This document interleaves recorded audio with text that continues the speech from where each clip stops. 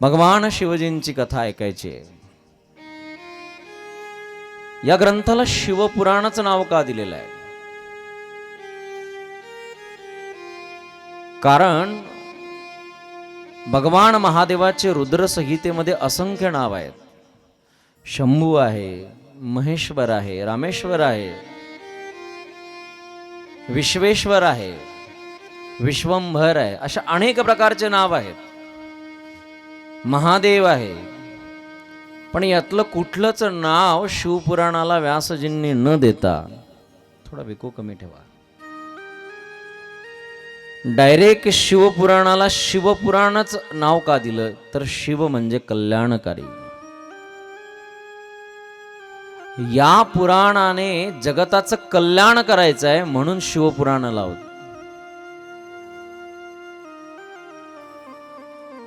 अधोगतीकडे नेणारे कलियुगामध्ये असंख्य साधनं आहेत, पण उद्धारासाठी जर जगाच्या पाठीवर कुठलं साधन असेल तर ते सत्संग आहे, ती सतचर्चा आहे.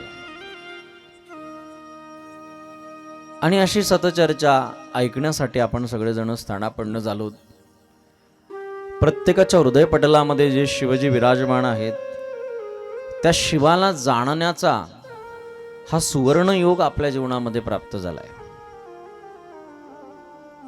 कथा श्रवण करण्यासाठी निस्सीम पुण्य लागतं. कथा श्रवण विदाऊट पुण्याची होत नाही. आणि लोकांचा परमार्थाकडे बघण्याचा पहिल्या दिवसाचा दृष्टिकोन जरा विभिन्न असतो. संसाराच्या दृष्टीने जर विचार केला ना, तर माणसाला असं वाटतं सगळ्यात पहिले गावात माझी पेरणी झाली पाहिजे, गावात सगळ्यात पहिले माझा बंगला बांधला गेला पाहिजे, या वर्षी तुळशीचं लग्न लागलं की पहिले माझ्या मुलाचं माझ्या मुलीचं लग्न लागलं पाहिजे, याच्यासाठी त्याचा जोर असतो. पण परमार्थाकडे पहिल्या दिवसाकडे बघण्यासाठी जरा दृष्टिकोन लोकांचा विभिन्न आहे. पण सांगू का तुम्हाला, ज्याला पहिल्या दिवसाची भूमिका कळाली त्याला 7 दिवसाची कथा कळते. कारण पहिल्या दिवसामध्येच त्या ग्रंथाचं महात्म्य, त्या ग्रंथापासून काय मिळणार आहे, त्या ग्रंथाची बैठक काय आहे, त्या ग्रंथाचा अनुबंध चतुष्टय काय आहे, हा आपल्याला कळत असतो. म्हणून पहिला दिवस अत्यंत महत्वाचा आहे. आजचा पहिला दिवस म्हणजे सर्वसामान्य दिवस नाही आहे. पहिला दिवस म्हणजे तुमच्याकडे जेवण वाढताना पहिल्यांदा काय वाढतात? तुमच्याकडे काय वाढतात? तुम्हाला माझी भाषा कळते ना, मी मराठीतच बोलतोय. आमच्याकडे माणसं मेल्यावर जाळतात, तुमच्याकडे कसं आहे?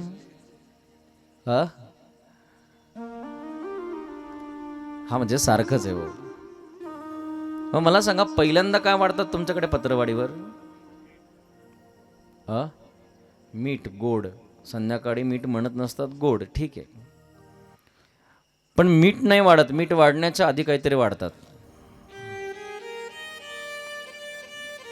पत्रवाडी किंवा केळीचं पान किंवा ताटच जर वाढलं नाही तर मीठ कशावर घेणार? हातात. पहिले पत्रवाडी वाढतात. तसं आजचा पहिला दिवस म्हणजे पत्रवाडीचा दिवस आहे. उद्यापासून व्यंजनं वाटल्या जाणार आहेत, पण ज्याच्या हातात पत्रवाडीच नाही आली त्याला व्यंजनं काय सापडतील? म्हणून आजचा दिवस अत्यंत महत्वाचा असतो. असो, जाऊ द्या. जरी इथे बसून ऐकत नसतील तरी लाईव्ह मोबाईलवर बघत असतील, गावातल्या लोकांनी लिंक सोडली असेल त्यांना. असो, शिव महापुराण हे जीवनामध्ये अलौकिकता प्रदान करून देतंय, माणसाला शिवपरायण बनवतंय. जीवन जगत असताना जीवाची सार्थकता जर कशात असेल तर भगवंताच्या अनुभूतीमध्ये आहे. भगवंताची अनुभूती जिथपर्यंत जीवनामध्ये होत नाही तिथपर्यंत हे जीवन परिपूर्ण आहे असं आपल्याला कधीच म्हणता येत नाही. म्हणून कथा का श्रवण करायची? कथा भगवंताला प्राप्त करण्याच्या दृष्टीने श्रवण करायची.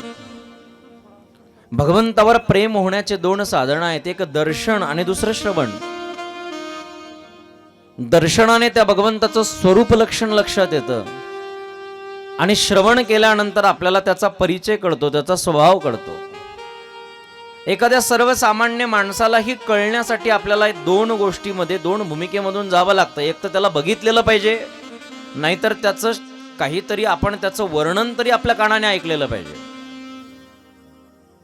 जर आपण त्याचं वर्णन कानाने ऐकलं नसेल आणि आपण त्याला जर बघितलं नसेल तर त्याचा आणि आपला जर परिचय नसेल तर कधी कधी आपलं त्याच्याशी वागणूक बदलून जाते. एक मुलगा आणि मुलगी बसमध्ये कॉलेजला जाताना प्रवास करत होते. मुलगी एका गावातून बसली आणि तिच्या शेजारची सीट बसमध्ये खाली आहे. दुसऱ्या गावातून एक मुलगा बसला आणि तो मुलगा बसल्यानंतर तो मुलगा म्हटला, थोडी जागा दे ना. सीटवर बॅग ठेवली. तेव्हा ती मुलगी म्हटली, नाही आता माझी मैत्रीण येणार आहे, लगेच पुढच्या स्टॉपला माझी मैत्रीण येणार आहे. तो म्हटला ठीक आहे, पहिलेच रिझर्व करून ठेवली, हल्ली मुलीचंच जास्त चालतं. म्हणून तो बिचारा मागे जाऊन उभा राहिला. पण तिची मैत्रीण त्या दिवशी बसली नाही. त्या एकाच कॉलेजमध्ये ते उतरलेत. पण उतरत असताना त्याचं डोकं सरकलं आणि तो म्हटला, काका मी बसायला जागा मागितली तर मला दिली नाही, माझी मैत्रीण येते म्हणून माझ्याशी खोटं बोलली. दोघांचे चांगले वादविवाद झालेत आणि तोच मुलगा दुसऱ्या दिवशी तिला नवरदेव म्हणून बघायला आला.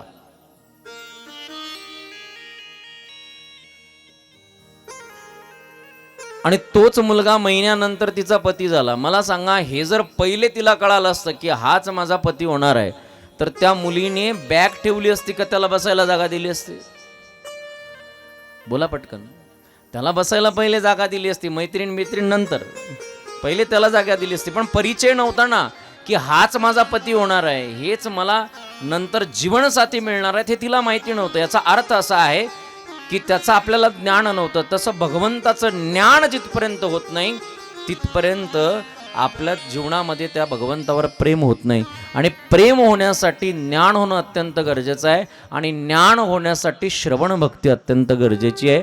म्हणून आपल्याला शिवपुराण ऐकायचं आहे. तो देव कुठे राहतो, त्याचा स्वभाव काय आहे, तो काय कार्य करतो, हे कळण्यासाठी आपल्याला भगवंताचं श्रवण करायचं आहे. नाहीतर रुद्रकल्पात झालेली कथा आजही आपल्याला ऐकण्याची गरज काय? आपण कालचा पेपर आज वाचत नाही, रद्दीमध्ये टाकला जातो तो पेपर. मागच्या सप्ताहातलं साप्ताहिक आपण आज वाचत नाही, मागच्या महिन्यातलं मासिक आपण आज वाचत नाही. पण रुद्रकल्पात लिहिलेली कथा आपण आजही ऐकतो, हे त्याचं विशेषत्व आहे. एखादी महिला जर रोज रोज तेच गप्पा मारायला लागले तर आपण म्हणत असतो, काय लावलं तेच ते घराणं, दुसरं काहीतरी सांग. पण कथा तीच असल्यानंतरही आपल्याला ऐकावीशी वाटते. का? कारण कथेचं स्वरूप नित्य नूतन असतं. कथा ती कथाच आहे आणि म्हणून शिवपुराण आपल्याला ऐकायचंय. शिवपुराण हा अलौकिक ग्रंथ आहे. शिवपुराण कल्याण करणारा ग्रंथ आहे. आत्मिक कल्याण शिवपुराणाने होते आणि म्हणून असा अलौकिक ग्रंथ जर कुठला असेल तर तो शिवपुराण आहे. मनुष्याला जर प्रभू परायण व्हायचं असेल तर त्याला शिवपुराणाचा आधार घ्यावा लागेल. आपण सध्या हल्ली एक परायण झालेलो आहोत, ज्याचं नाव आहे संसार परायण. काही लोक भोजन परायण, काही लोक निद्रा परायण, काही लोक IPL परायण, काही लोक TV परायण, काही लोक व्हॉट्सअप परायण, काही लोक लुडो परायण. पण याच्यातून निघून आपल्याला शिवपरायण व्हायचंय म्हणून शिवकथा ऐकायची. माणसं आजकाल ज्याचा ध्यास करतात, सातत्य ज्याचं ज्याच्यामध्ये असतं, माणसं तेच स्वप्नामध्ये बडबड करत असतात. तिकडे ते पैसे कमवतात क्रिकेटवर आणि आपण इकडे आपला वेळ आणि डाटा फुकट वाया घालवतो. ते बघितल्यानंतर आपल्या जीवनामध्ये काय प्राप्त होणार आहे? पण जीवाची दशा बघा ना तुम्ही. म्हणून कलियुगातल्या जीवाला भक्तिपरायण व्हायचं असेल, शिवपरायण व्हायचं असेल तर त्याला भगवंताच्या कथेचा आधार घ्यावाच लागतो. आणि कथा सहज प्राप्त होत नाही. कथा प्राप्त होण्यासाठी, या मंडपाकडे पाय येण्यासाठी पुण्याचा उदय लागतो, अन्यथा कथा प्राप्त होत नाही. ज्ञानोबाराय म्हटली, बहुत सुकृताची जोडी, हा बहुत सुकृताची जोडी, बहुत सुकृताची जोडी, जोडी बहुत सुकृताची जोडी. म्हणून विठ्ठली आवडे, म्हणून विठ्ठली आवडी, तुहा विठ्ठल बरवा, तुहा विठ्ठल बरवा. विठ्ठली आवडी, म्हणून विठ्ठली आवडी, आवडी तो विठ्ठल बरवा, बरवा तो विठ्ठल बरवा. बहुत सुकृताची जोडी जोडी, म्हणून विठ्ठली आवडी, तुहा विठ्ठल बरवा, तुहा माधव बरवा. अनेक जन्माचं सुकृत जेव्हा उदयाला येतं तेव्हा देव आवडतो, नाही तर माणसाला देव आवडत नाही. देव आवडण्यासाठी सुकृतच लागतं, आणि म्हणून ते सुकृत आपल्याला या मंडपापर्यंत घेऊन आलंय. उद्धाराच्या हेतूने आपण सगळेजण या ठिकाणी येऊन बसलोत. शिवमहापुराण कथा, त्या ठिकाणी सूतजी महाराज ज्या कथेचे वक्ते आहेत. सूतजी महाराज कोण आहेत? तर सूतजी महाराज हे व्यासजींचे शिष्य आहेत,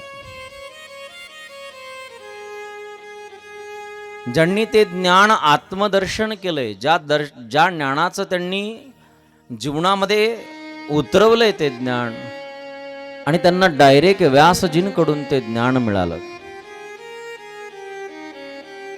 आपल्यालाही काही गोष्टीचं ज्ञान असतं, पण ते ज्ञान आपलं वाचून असतं, पुस्तकी ज्ञान असतं. ते पुस्तकी ज्ञान विभिन्न आणि गुरुमुखातून आलेलं ज्ञान वेगळं. आळंदी पंढरपूरचं महत्त्व आपण ऐकलेलं असतं, आणि ऐकल्यानंतर मग आपण लोकांनाही सांगतो, पण आपण बघितलेलं नसतं. ज्या दिवशी आपण पंढरपूर आणि आळंदी प्रत्यक्ष बघू ना, त्या दिवशी आपला सांगण्याचा भाव बदलेल. तसं शिवपुराण जगणारे सूतजी महाराज आहेत, शिवपुराणांच्या तत्वांना जगणारे सूतजी महाराज आहेत. म्हणून सूतजी महाराजांना शौनकादिक संतांनी शब्द वापरत असताना फार गोड शब्द वापरलेले आहेत. हे सूत महाप्राज्ञ, सर्व सिद्धांत विप्रभो, आख्याही मे कथा सारम, पुराणानां विशेषता. हे सूतजी महाराज, आम्ही सगळेजण तुम्हाला शरण आलोय. तुम्ही कसे आहात? तर म्हटले सर्व सिद्धांत विप्रभो, सगळ्या सिद्धांतांमध्ये प्रवीण आहात. सिद्धांत तुम्हाला सहज लीलया सांगता येतात. एवढंच नाही तर पुराणांमध्ये मनीषी स्वरूप तुमचं आहे. तुम्हाला सगळे पुराण अवगत आहेत, तुम्हाला त्या पुराणाचं अंतरंग माहिती आहे. म्हणून हे महात्मना आम्हाला काय करा, कथा नका सांगू, कथा सारम, कथेचं जे सार आहे ते आम्हाला सांगा. लोक पंक्तीमध्ये जेवायला बसलेत ना की म्हणत असतात, अरे खालचं वाढू नको, वरची तर्री वाढ. तुमच्याकडे म्हणतात का असं? म्हणतात ना, चांगलं वरची तर्री वाढ म्हणजे सार दे. तसं सूतजी महाराजांना शौनकादिक म्हणतायत, आम्हाला कथा नका सांगू, कारण तितका वेळ नाही आम्हाला. कथा तर वर्षभर जरी सुरू राहिली तर पूर्ण होणार नाही. आम्हाला त्या कथेचं सार सांगा, कारण शिवपुराण हे खूप दिव्य आणि मोठा ग्रंथ आहे. शिवपुराणांचा विचार जर आपण करायला गेलो तर शिवपुराणामध्ये 7 संहिता आहेत, 24,000 श्लोक आहेत आणि 493 अध्याय आहेत. इतक्या सगळ्या श्लोकांचं विवेचन जर आपल्याला ऐकायचं असेल तर 2-3 तासामध्ये 7 दिवसात काहीच होत नाही. म्हणून शिवपुराण हा अथांग महासागर आहे. त्या महासागराची खोली मोजण्याचा प्रयत्न करू नका, तर त्याच्यातले मोती वेचून आणण्याचा प्रयत्न करा.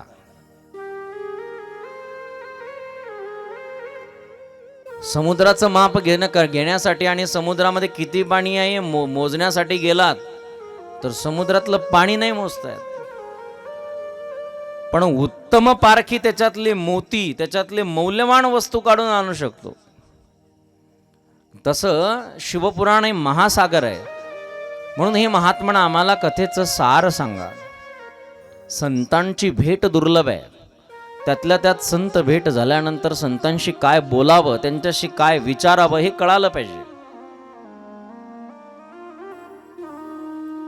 संत म्हणजे चालता फिरता वाटसरू नाही आहे, तर संत अत्यंत दुर्लभ आहे. संतांची भेट महाराजांनी वर्णन केलंय, बहु अवघड आहे संत भेटी, परी जगजेटी करुणा केली. संत भेटी अत्यंत दुर्लभ आहे, पण ही भेट जर आपल्या जीवनामध्ये प्राप्त झाली तर निश्चित आपलं भाग्य आहे. ते संत भेटल्यानंतर त्यांना असं विचारू नका महाराज आमचं दुकान चालेल का. या वर्षी सध्या हल्ली एकच प्रश्न प्रत्येकाच्या मनात आहे, महाराज आमच्या मुलाचं तेवढं लग्न होईल का सांगा. प्रत्येक बापाचा एकच प्रश्न आहे. संतांना असले प्रश्न विचारू नका. संतांना जर विचारायचं असेल तर संतांना विचारा, काय मी उद्धार पावेल, काय कृपा करील नारायण, ऐसे तुम्ही सांगा संत जन, करा समाधान चित्त माझे. काय खंड येईल कर्म, पारुषतील धर्म, कासयाने कळेल वर्म, म्हणून श्रम वाटतसे, ऐसी चिंता करी सदा सर्व काळ. ही चिंता असली पाहिजे जीवाला. कधी तो भगवंत भेटेल, कधी माझा उद्धार होईल, हे संतांना विचारलं पाहिजे. आणि म्हणून तसाच प्रश्न विचारला, हे महात्मन सांगा ना, कथेचं सार सांगा आम्हाला. तेव्हा नैमिषारण्याच्या पावनभूमीमध्ये व्यासाचे शिष्य सूतजी महाराज त्या ठिकाणी ज्ञान सांगतायत की हे महात्मन भगवान नित्य आहेत, सिद्ध आहेत, अपौरुषीय आहेत.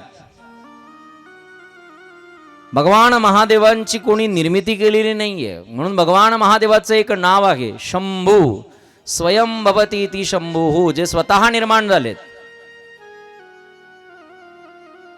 प्रत्येक देवाच्या जन्माची तिथी आपल्याला माहिती आहे. रामनवमी रामप्रभूंचा जन्म, कृष्णाष्टमी भगवान कृष्णाचा जन्म, वामन जयंती भगवान वामनाचा जन्म, नृसिंह जयंती भगवान नृसिंहाचा जन्म. पण मला तसा शिवजींच्या जन्माची तिथी सांगा, कोणाला माहिती आहे का? याचा अर्थ शिवजी कधीपासून, जेव्हापासून शिवजी तेव्हापासून सृष्टी. महाशिवरात्र हे जन्म नाही आहे. महाशिवरात्रीची तिथी म्हणजे जन्म नाही आहे. त्याचं आपण महाशिवरात्रीचं वर्णन ऐकणारच आहोत पुढे कथेमध्ये. भगवान महादेवाचा जन्म नाहीये, स्वयंभवती ती शंभा. म्हणून अनेक पुराणांमध्ये, प्रत्येक पुराणामध्ये त्या त्या ज्यांचं पुराण आहे त्यांचा जन्म सांगितलेला आहे. गणपती पुराणामध्ये गणपती बाप्पाचा जन्म आहे. भागवतामध्ये भगवान श्रीकृष्णाचा 24 अवतारांचा जन्म आहे. देवी पुराणामध्ये भगवतीचा जन्म आहे. प्रत्येक पुराणांमध्ये त्या त्या देवाचा जन्म आहे, पण शिवपुराणांमध्ये भगवान शिवजींचा जन्म नाही आहे.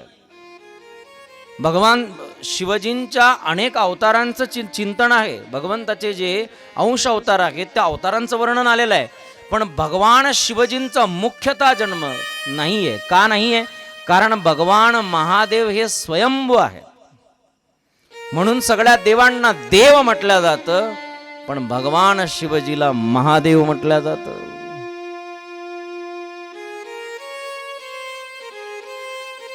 बाकीच्या देवांना महादेव म्हटलं जात नाही, पण भगवान महादेवांना महादेव म्हटलं जातं, शिवजींना महादेव म्हटलं जातं. का? कारण तेवढंच आहे, त्यांच्यापासून जगत निर्माण झालेलं आहे,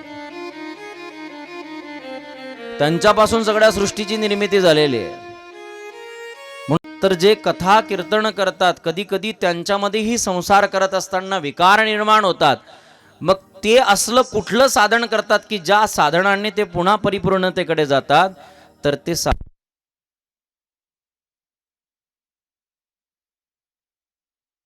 विवेक कशाने प्राप्त होतो? वास्तविक विवेकाची प्राप्ती कशाने होते? आता विवेक तर आपल्यालाही असतो, पण तो वास्तविकच असतो असं नाहीये. विवेक म्हणजे काय? तर सार काय आणि असार काय हे जीवाला कळतं, पण संसाराच्या दृष्टीने कळतंय. आता कार्यकर्त्यांना असं वाटलं, पहिल्या दिवसाची कथा झाल्यानंतर आपण पहिल्या दिवशी सगळ्या आलेल्या कथा श्रवण करणाऱ्या लोकांना प्रसाद वाटायचा, पण प्रसाद वाटायचा तो खारकीचा. कशाचा वाटायचा? वांग्यात घोडं नाही चाललं ना, बोला. खारीक कशाचा? आता मला सांगा, खारकीचं आतलं खायचं, वरचं फेकून द्यायचं, बरोबर ना? तुम्ही बोला काहीतरी, म्हणजे मला कळेल तुम्हाला कळतंय म्हणून. काय खायचं? वरचं खायचं आणि आतलं फेकून द्यायचं. याचा अर्थ असा आहे, आपल्याला विवेक आहे.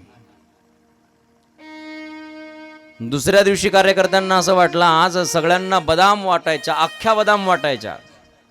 मग त्यांनी सगळ्यांना बदाम वाटला. नियम तोच, मधलं फेकून द्यायचं आणि वरचं खायचं, बरोबर ना? नाही नाही, आता बरोबर वरचं टक्कर काढून फेकणार आणि मधलं खाणार. पुन्हा तिसऱ्या दिवशी कार्यकर्त्यांना असं वाटलं की आता उन्हाळ्याचे दिवस आहेत, चैत्राचा महिना सुरू आहे, हापूस नवीनच मार्केटला आलेत, म्हणून थोडा खर्च होईल, पण त्यांना असं वाटलं की प्रत्येक आलेल्या कथेच्या श्रवण करणाऱ्या भक्तांना एक एक हापूस आंबा वाटायचा. आता नियम तोच, वरचं काढून द्यायचं आणि मधलं खायचं, बरोबर ना? आता नियम, दोन्हीही नियम इथे चालणार नाही. इथे वरचं फेकायचं, मधलं खायचं आणि आतलं फेकून द्यायचं. म्हणजे याचा अर्थ असा आहे, आपल्याला विवेक आहे, पण हा विवेक परमार्थाच्या दृष्टीने आपल्याला नाहीये. म्हणून प्रश्न जो विचारला ना शौनकादिकांनी, तो फार महत्वाचा प्रश्न विचारलेला आहे. भक्तियुक्त विवेक, वास्तविक विवेक कशाने प्राप्त होईल? विवेक तर आपल्यालाही प्राप्त होतो. आता हल्ली सध्या एक विवेक प्रत्येकाला प्राप्त झालेला आहे. मत मागण्यासाठी माणसं झुकून नमस्कार करतात. हाही विवेकच आहे.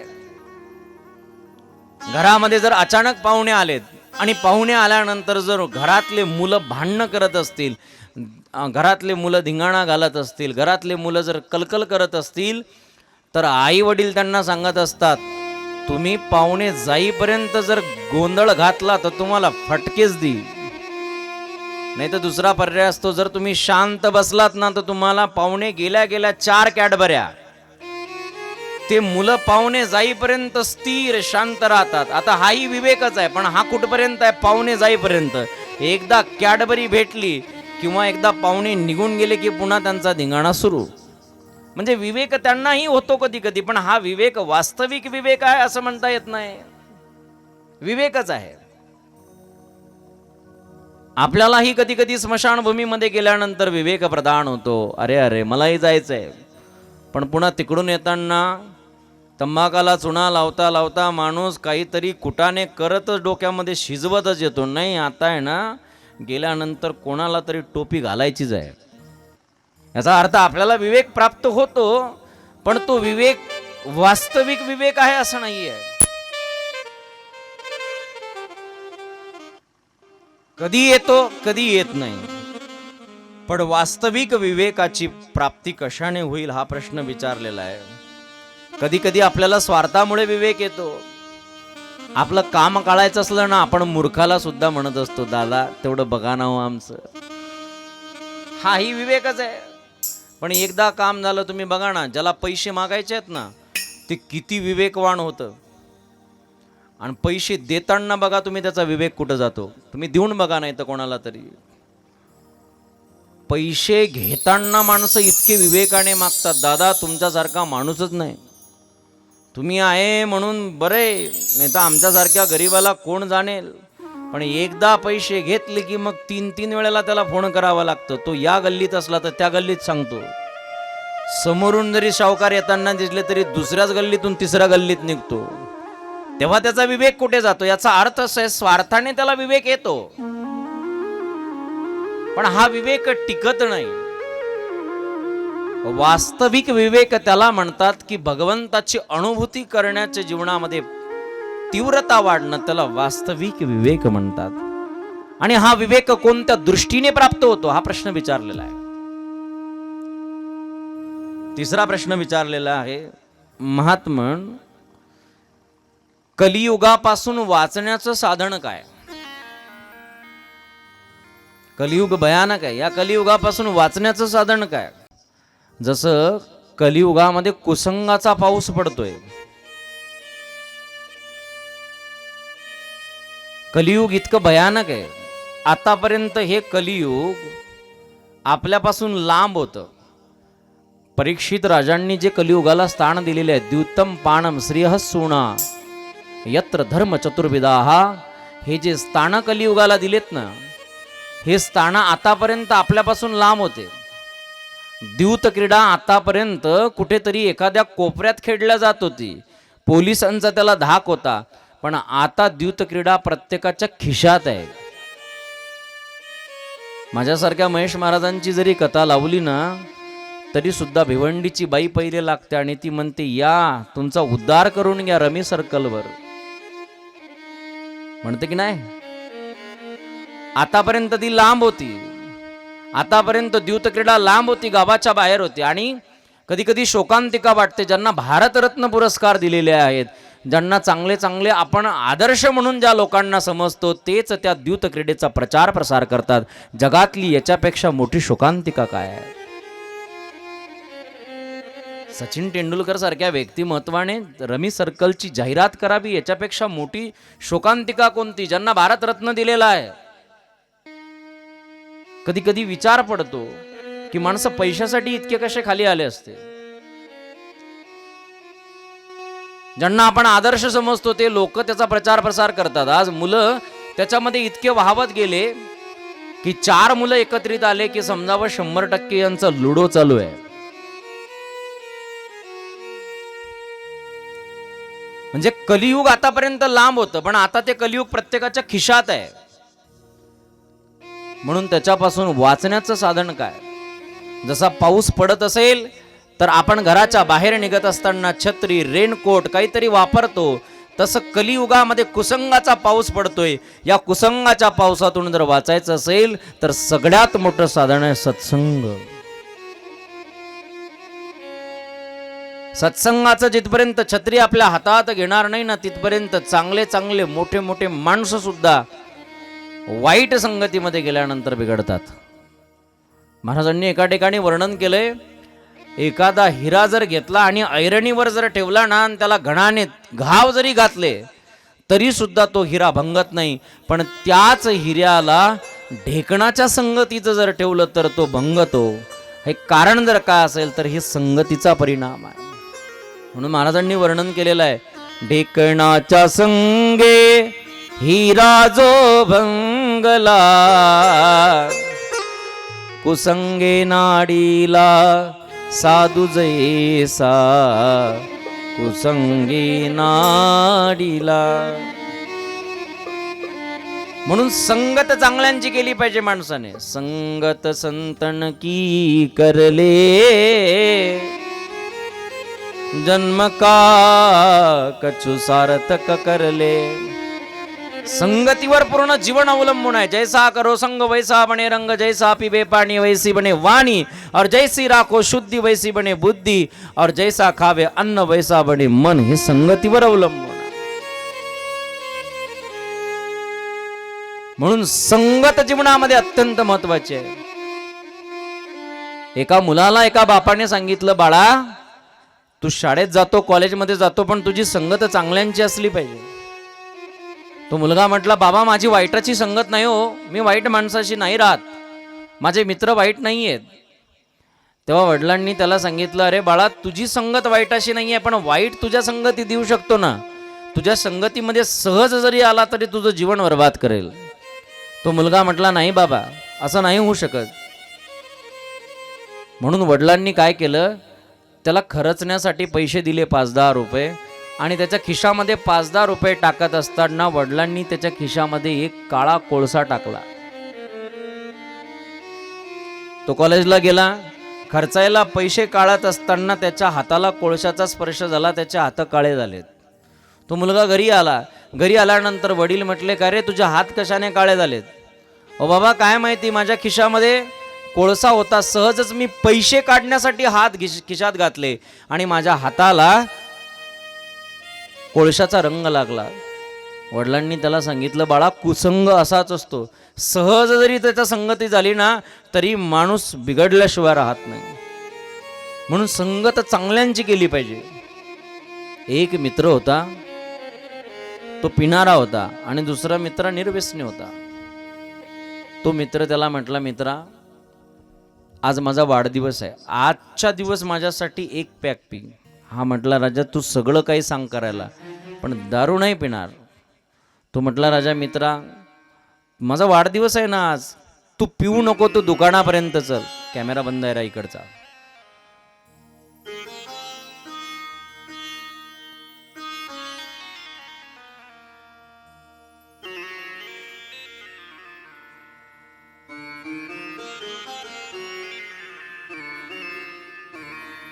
माझ्यासोबत दुकानापर्यंत चल.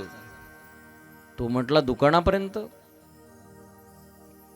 पायरीपर्यंत येईल दुकानाच्या, काही अडचण नाही मित्रा, तू चल. तर पायरीपर्यंत गेला.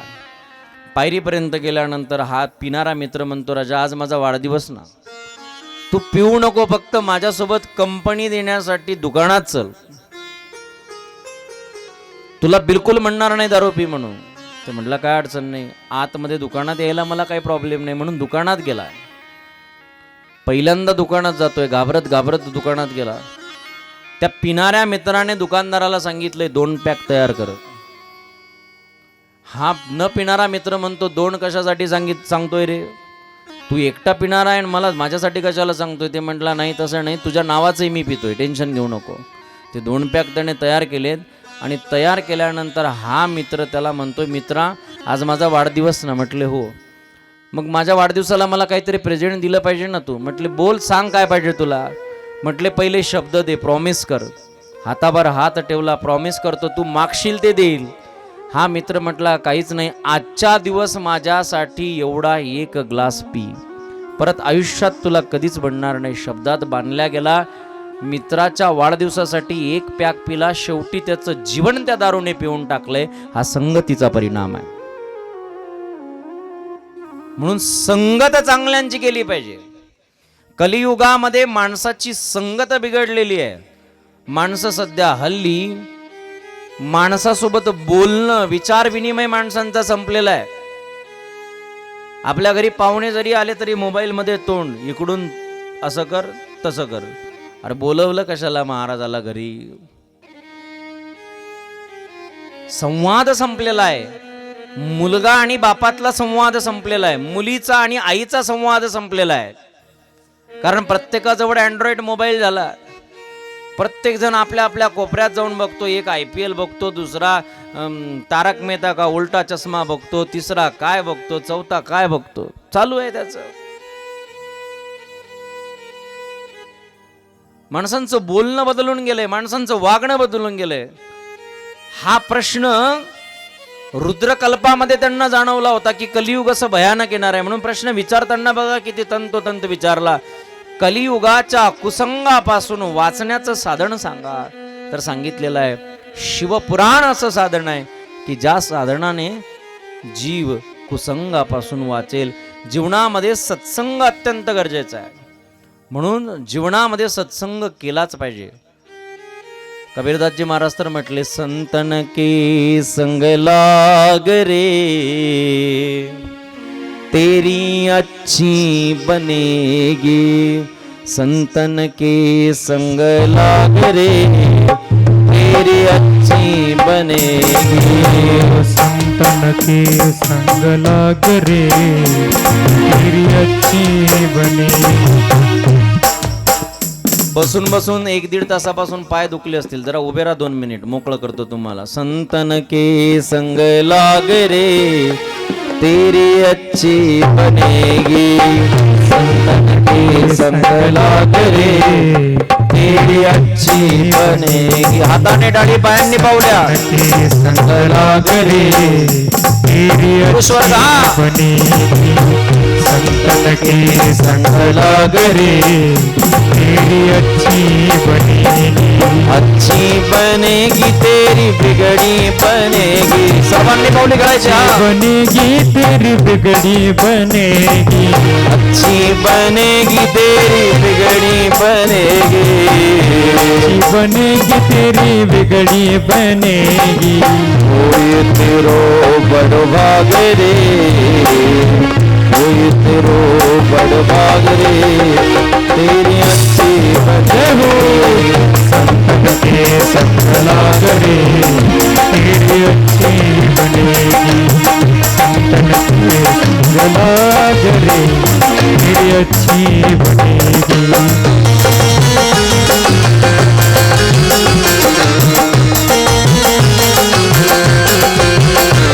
हरी बोल. मागचे नाराज आहेत का तुम्ही? मी नाराज आहे. बोल रामेश्वर भगवान की.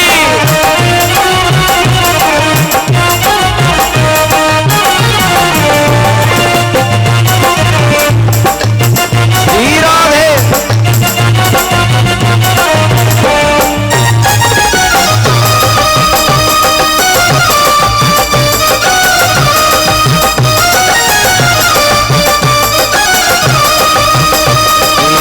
ध्रुव जी की बन गई प्रहलाद जी की बन गई. की बन गई प्रहलाद जी की बन गई. ध्रुव जी की बन गई प्रहलाद जी की बन गई. की बन गई प्रहलाद जी की बन गई. हरि सुमिरन में लाग रे शिव सुमिरन में लाग रे तेरी अच्छी हो. संतन के संग लाग रे तेरी अच्छी बनेगी. हरि बोल. संतन के संग लाग रे तेरी अच्छी बनेगी. तुम्हाला तुमच्या शेजारची शपथ आहे. गळ्यांनी पावली गळ्यांनी.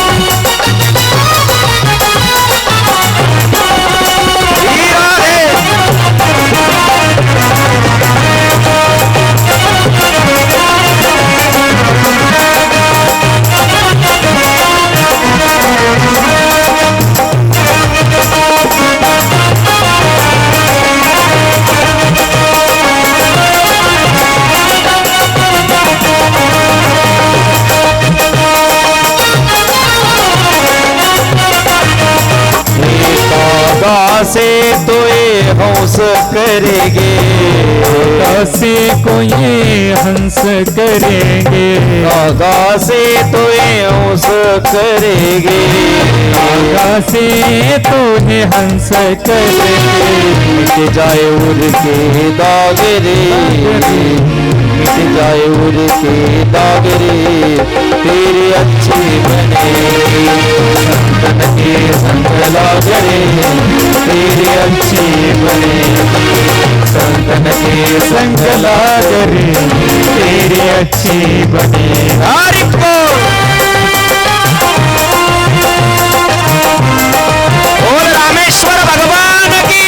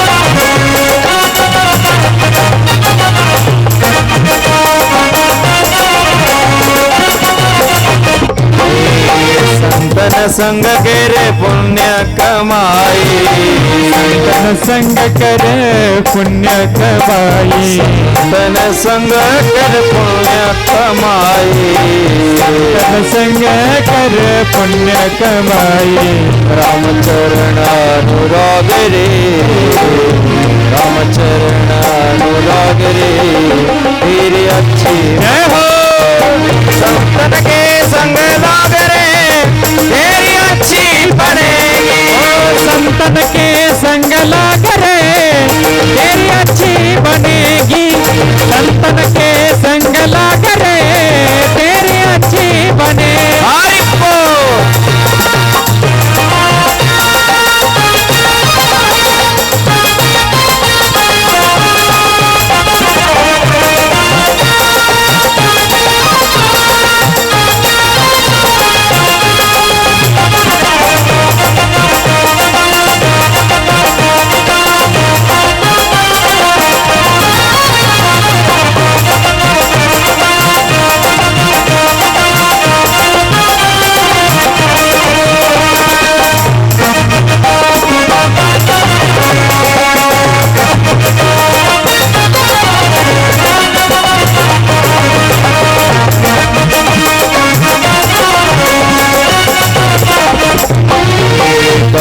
कबीरा राम सुमिरन में कबीरा राम सुमिरन में राम सुमिरन में राम सुमिरन में राम सुमिरन में राम सुमिरन में मांग सके तो अब बागरे मांग सके तो अब बागरे तेरी अच्छी बनेगी संतन के संग लाग रे तेरी अच्छी बनेगी संतन के संग लाग रे तेरी अच्छी बनेगी तेरी बिगड़ी बनेगी तेरी अच्छी बनेगी तेरी बिगड़ी बनेगी तेरी अच्छी बनेगी तेरी बिगड़ी बनेगी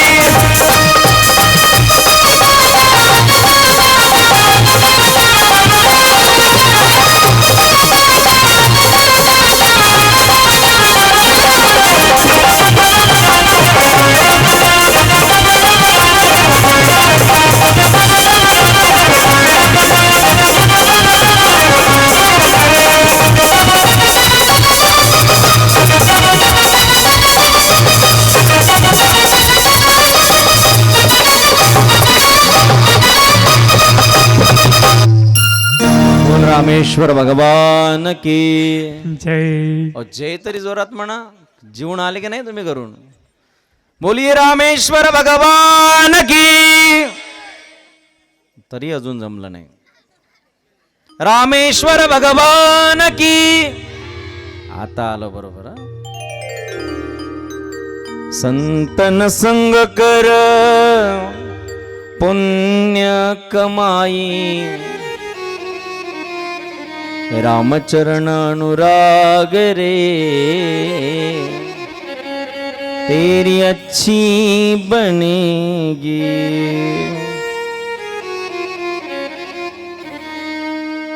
अच्छी बनेगी तेरी बिगड़ी बनेगी हो बिगड़ी बनेगी तेरी अच्छी बनेगी जीवन परिपूर्ण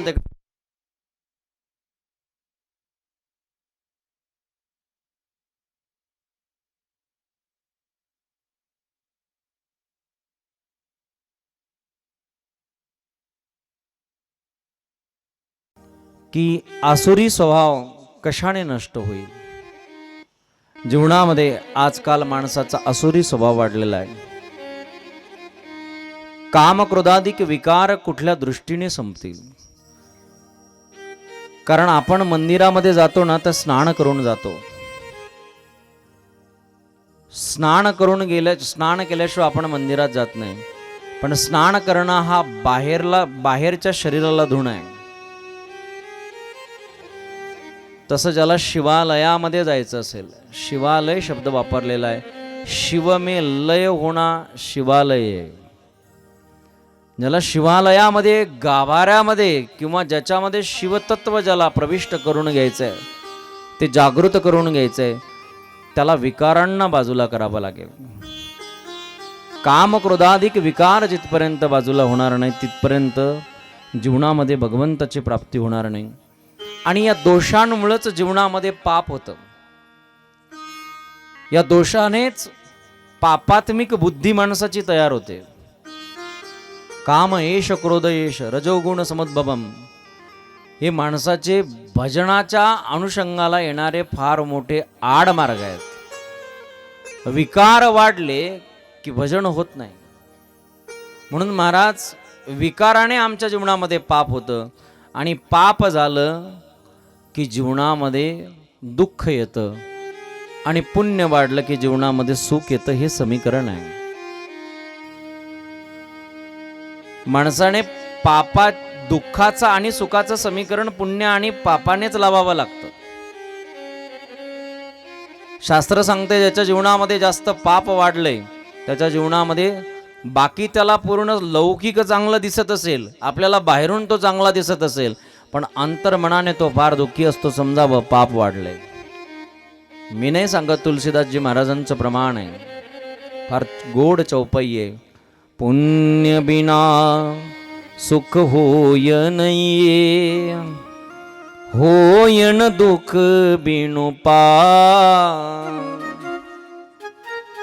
काहून दोषण दीजिए, समजिए आपोआ. कोणाला दोष देण्यात मजाच नाहीये की मला याच्याने दुःख झालं त्याच्याने दुःख झालं. मुलगा मनासारखा निघाला नाही, समजावं आपलं पाप जन्माला. मुलं मनाने ऐकत नाही, समजावं आपलं पाप वाढलंय.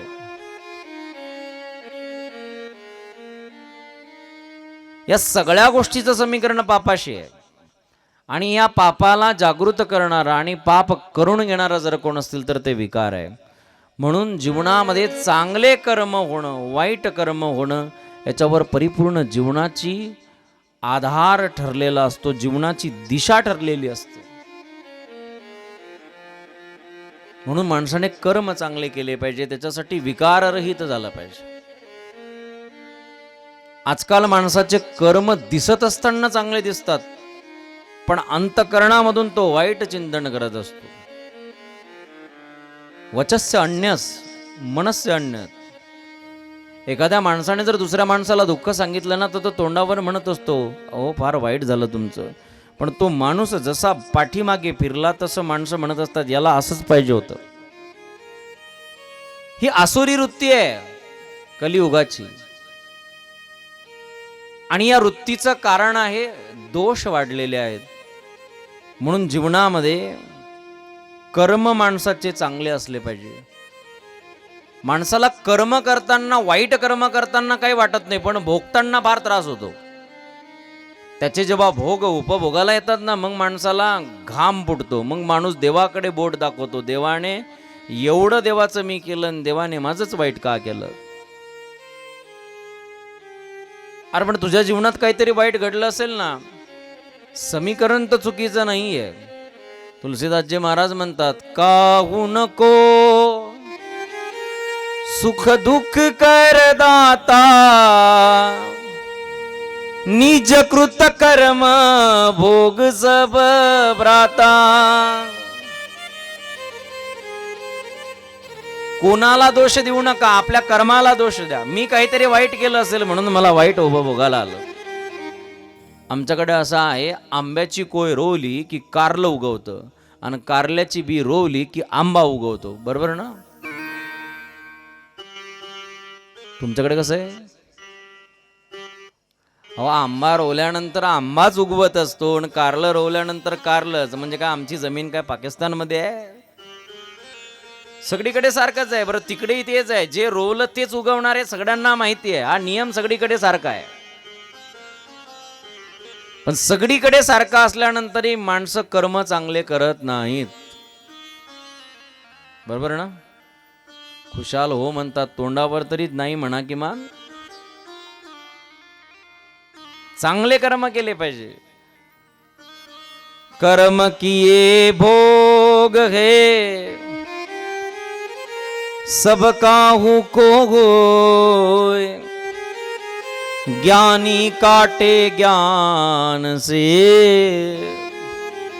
मूर्ख काटे रोय. ज्ञानी व्यक्ती कर्म जर चुकलं तर तो ज्ञानाने कर्म काटतो, ज्ञानाने त्याच्या समोर जातो, आणि मूर्ख माणूस रडून रडून कर्म भोगतो. एक लक्षात ठेवा, कर्म भोगूनच संपवावं लागतं.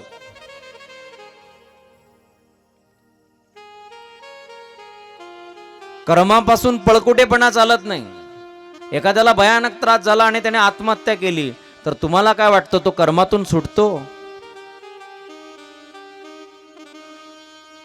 अहो, साधं एखाद्या पतसंस्थेचं कर्ज बुडवून जर माणूस कुठंतरी गेला ना तर सगळे लोक त्याला शोधण्याला लागतात. जगाच्या पाठीवर एकही जागा अशी नाही की जिथे भगवंताचे दूत नसतील. म्हणून कर्म करून जर तुम्ही कुठेही गेले जगाच्या पाठीवर तरी ते कर्म भोगायला यावे लागतात. पुढचं सांगू का, आता तरी ते कर्म सोप्यात भागतील, पण पुढच्या जन्मामध्ये व्याजासहित भोगावे लागतात, आणि त्याला चक्रवाढ व्याज लागतं, सर्वसामान्य लागत नाही. म्हणून माणसाने कर्म भोगून संपवले पाहिजेत. कर्मापासून पळकुटेपणा कधीच चालत नाही. काय होतं याचे पैसे नाही दिले तर? काही लोक आहेत या जीवनामध्ये जगणारे जे चारवाक शास्त्राप्रमाणे जगतात. आता चारवाक म्हणजे काय? चारू म्हणजे चांगलं आणि वाक म्हणजे बोलणं. चांगलं बोललेलं सगळ्यांना आवडतं. हे चारवाक शास्त्र कसं आहे बघा तुम्ही. या चार वाकाच्या प्रमाणे काही जगणारे लोक आहेत. यावत जीवेम सुखम जीवेत, ऋणम कृत्वा धृतम पिबेत, भस्मीभूतस्य देहस्य पुनरागमनम कुता. जन्माला आला ना, चारवाक शास्त्रकार सांगतोय, जन्माला आला ना आनंदाने जग. अरे पण पैसे नाहीत ना, सावकाराकडून कर्ज काढ, व्याजाने काढ. व्याजाने काढून काय कर? धूतम पिबे, तुपातलं काढ, तळीव पदार्थ खा, रोज हॉटेलमध्ये जेव. कारण एकदा हा देह गेला, याला पेटवल्यावर काय आपल्या काय मसनात जाऊन पैसे मागणार? पुनरागमनम कुठं? हा पुढचा जन्म कुठं? पण एक लक्षात ठेवा, ज्याचे पैसे बुडवले ना त्याच्या घरी पुढचा जन्म बैलाचाच प्राप्त होतो. याती नसते तर संशय हा. किंवा ज्याचे पैसे आपण बुडवले तोच व्यक्ती आपल्या घरी मुलगा म्हणून जन्माला येतो, आणि मग जन्माला आल्याबरोबरच त्याची वसुली सुरू होते. छातीत छिद्र आहे, कर ॲडमिट, ने टाटाला, ने बाटाला. जन्माला आल्यापासून जे दवाखाना सुरू तर शेवटपर्यंत दवाखाना समजावं. मागच्या जन्मातलं व्याज व्याजासहित मुद्दल वसूल करायला आलाय. हे सुटत नाही हो कर्म, फक्त याचा समन्वय आपण लावत नाही. म्हणून कर्म करत असताना माणसाने विचार करून कर्म केले पाहिजे, विचार करून पाय ठेवला पाहिजे. एक फार सुंदर भावगीत आहे. जैसे जाचे कर्म तैसे फल देतो ईश्वर, जगी जीवनाचे सार घ्यावे जाणूनी सत्वर. जैसे जाचे कर्म तैसे फल देतो रे ईश्वर. जसं ज्याचं कर्म आहे तसं त्याला फल प्राप्त होतात. म्हणून दुसऱ्याला दोष दिल्यापेक्षा आपल्या कर्माला दोष दिला पाहिजे.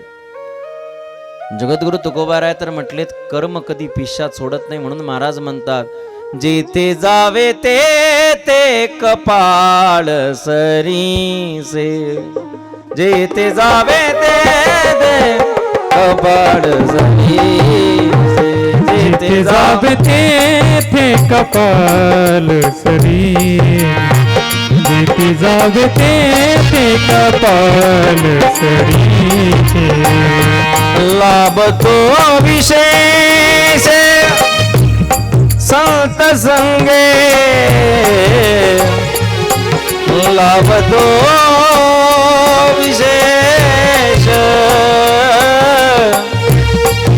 लाभतो विशेष,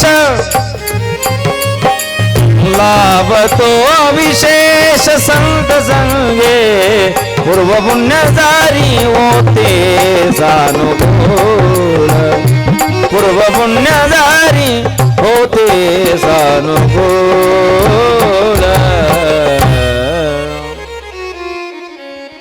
जे ते जावे ते कपाळ सरीचे, कपाळ सोबत येतं. आता कपाळ म्हणजे काय? आता माणूस जिथं जाईन तिथं मस्तक सोबतच असतं ना. पण कपाळ या शब्दाचा अर्थ आहे प्रारब्ध कर्म, कर्म सोबत येतं. तुम्ही कुठेही जा, तुम्ही म्हणसाल आमचे नातेवाईक आमदार आहेत, खासदार आहे, त्यांना कर्म चुकत नाही, इंद्राला चुकत नाही, चंद्राला चुकत नाही. पुढचं बोलू का? कर्माचा लेखा न चुके ब्रह्मादिका, ब्रह्मादिकांना कर्माचा लेखा चुकत नाही. आणि एका ठिकाणी तर महाराजांनी सावध करून टाकलेलं आहे. कर्मे दशरथ वियोगी मेला, कर्मे राम वनवासा गेला, कर्मे रावण क्षय पावला, वियोग घडला सीता देवी. एवढं ऐकून महाराज म्हटले सावध होई रे गौहारा. जनकजी ज्यांचा बाप आहे, या जगताचा मालक तिचा नवरा आहे. दशरथ राजासारखा इंद्राला युद्धामध्ये मदत करणारा जिचा सासरा आहे, जी स्वतः जगत जननी आहे, तरी सुद्धा तिला कर्म चुकलं नाही. तुमचं माझं किस गल्ली में खसखस, हम और तुम किस खेत की मुली. देवाला कर्म चुकलं नाही, देवाच्या बापाला चुकलं नाही, त्याच्या बापाला चुकलं नाही, तर तुमचं माझं काय. म्हणून कर्म करण्याच्या आधी सावध झालं पाहिजे, चुकीचं कर्म करू नये. म्हणून आघोरी वृत्ती संपवण्यासाठी जीवाने सत्संगामध्ये आलं की त्याचं आघोरी वृत्ती संपते आणि त्याचं जीवन परिपूर्णतेकडे जात असतं. म्हणून त्या ठिकाणी साधनं सांगितले. पुढे म्हणतायत, शिवपुराणामध्ये एक प्रश्न अजून विचारलेला आहे की मनाची व्यग्रता संपवण्यासाठी कुठलं साधन संत करत असतात. कारण मनाची चंचलता वाढल्यामुळेच माणसाला दुःख प्राप्त होतं. सगळी भानगड मनाचीच आहे. मनानेच सुखाची संकल्पना तयार केली आणि मनानेच दुःखाची संकल्पना तयार केलेली आहे. एक वस्तू आज सुख देते, उद्या देईल त्याची गॅरंटी नाही. एक मोबाईल आज सुख देतो, उद्या देणार त्याची गॅरंटी नाही. म्हणून माणसं 6 महिन्यात मोबाईल बदलायला लागले. आज एखादी गाडी सुख देते, उद्या देईलच याची गॅरंटी नाही. प्रत्येक दिवसाला वस्तूची सुखाच्या बद्दलची अपेक्षा बदलते. याचा अर्थ माणसाला वस्तू सुख देत नाही, सुख देणारी दुसरी गोष्ट आहे जिचं नाव आहे मन. मन आपल्याला सांगत असतं की तुला या गोष्टीपासून सुख मिळतंय.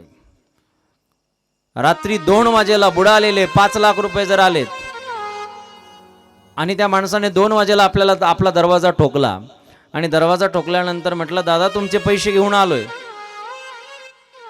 तुमचे 5 लाख रुपये व्याजासहित घेऊन आलोय, पण अट एवढी आहे 5 लाखाचे 10-10चे बंडल आहेत आणि हे 10-10चे बंडल मोजत असताना मांडी सुद्धा हल्ली नाही पाहिजे. मला सांगा 4-5 वर्ष झाले त्याने पैसे दिले नाही, तो व्याजासहित 10चे बंडल घेऊन आल्यानंतर तुम्ही मोजणार की नाही मोजणार? तुमचं काय मत आहे? रात्री 2ला जरी पैसे आले ना तरी 2 तास का जाईना, पण पैसे अगदी व्यवस्थित मोजणार, मांडी सुद्धा हलू देणार नाही. पण तेच जर आपण कथेत येऊन बसलो तर इकडची मांडी तिकडे, तिकडची मांडी तिकडे, लईच कंटाळा आला की व्याज गादीकडेच पाय. याचा अर्थ आपल्याला त्याच्याविषयी तल्लीनता नाहीये. तो भगवंत आपला काय लागतो आणि आपण त्याचं काय लागतो हे कळत नाही. दुकानावर बसलेलं असताना आपल्याला शरीराचं दुःख आठवत नाही, पण कथेत बसल्यावर शरीराचं दुःख आठवतं का? कारण मन संसारात रमतं, परमार्थात रमत नाही. ही मनाची भानगड आहे. जिथे मन रमलं तिथे माणूस 1 मिनिट सुद्धा वाया जाऊ देत नाही.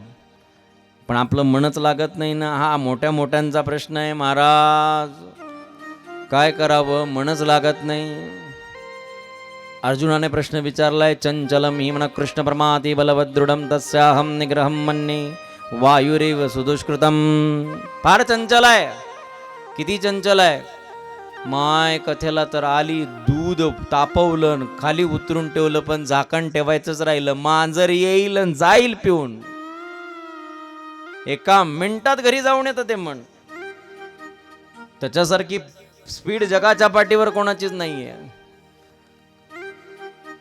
पण मन जर स्थिर झालं ना तर भगवंत दुर्लभ नाहीये. कबीरदासजी महाराज म्हणतात,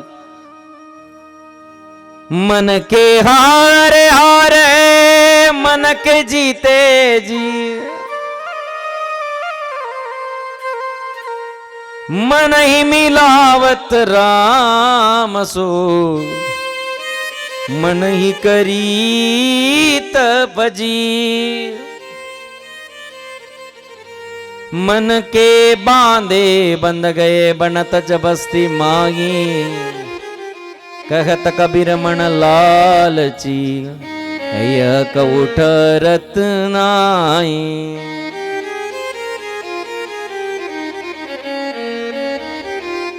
मन की गति है अटपटी कटपट मिटे ना कोय, जब मन की खटपट मिटे तो झटपट दर्शन होय. ज्या क्षणाला मनाची खटपट भानगड मिटली त्या क्षणाला शिवजी तुमच्या समोर.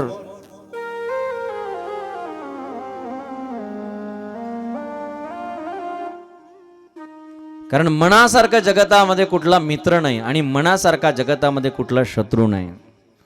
म्हणून माणूस हारतो ना ते मनाने आणि माणूस जिंकतो ते मनाने. जो मनाने जिंकला ना त्याची शरीराची ताकद कमी पडली तरी चालेल, पण मानसिक बल एवढं पाहिजे तर तो युद्धामध्ये उतरला ना तर तो ताकदवान पैलवानाला सुद्धा खाली पाडू शकतो. ही मनाची ताकद आहे. म्हणून मन प्रसन्न होण्यासाठी कसलं साधन केलं पाहिजे हा प्रश्न विचारलेला आहे. तर मन साधन, मन स्थिर होण्यासाठी आणि मन पवित्र होण्यासाठी जर कुठलं साधन असेल तर ते आहे शिवपुराण कथा. जीवनामध्ये शिवपुराण प्राप्त झालं, कथा प्राप्त झाली की मन प्रसन्न होतं. आणि सांगू का, मन प्रसन्न होणं सगळ्या सिद्धीला कारणीभूत आहे. मन करारे प्रसन्न सर्व सिद्धीचे साधन, मोक्ष अथवा बंधन. हे माणसाला मोक्ष बंधन हे सगळ्या गोष्टी मनानेच आहेत. म्हणून मन स्थिर झालं पाहिजे. याच्यासाठी भगवत चिंतन अधिक करा. त्या मनावर लादू नका नुसतं तू हे करून बघ चांगलं वाटेल, ते करून बघ चांगलं वाटेल. कधीतरी त्या मनालाही विचारा तुला काय पाहिजे. तुमचं मन तुम्हाला सांगेल. जब तक ये मन मनमोहन से नहीं मिलता तब तक ये स्थिर नहीं होगा. भगवंताला भेटण्यामध्येच त्या मनाची स्थिरता आहे. आणि एकदा त्या भगवंताला त्याने बघितलं ना, एकदा त्या भगवंताच्या चरणाजवळ जर ते गेलं ना तर ते मन पुन्हा त्याची आवादाणी संपून जाते. म्हणून तर महाराजांनी वर्णन केलंय ना, आता कोटे धावे मन तुमचे चरण देखलिया, भाग गेला शिन गेला अवघा झाला आनंद, किंवा झाले समाधान तुमचे देखिल्या चरण. आता उठावे से मना येत नाही नारायणा, किंवा देखिले तुमचे चरण निवांत रागिले मन. कासयात जेन प्राण आपुलागे माये, कासयात जेन प्राण आपुला गे माये ओ आपुला गे माये. हे मन भगवंताला अर्पण केलं की ही स्थिरता त्याला प्रदान होते आणि मग स्थिरता प्राप्त झाल्यानंतर जीवनामध्ये कसलंही दुःख शिल्लक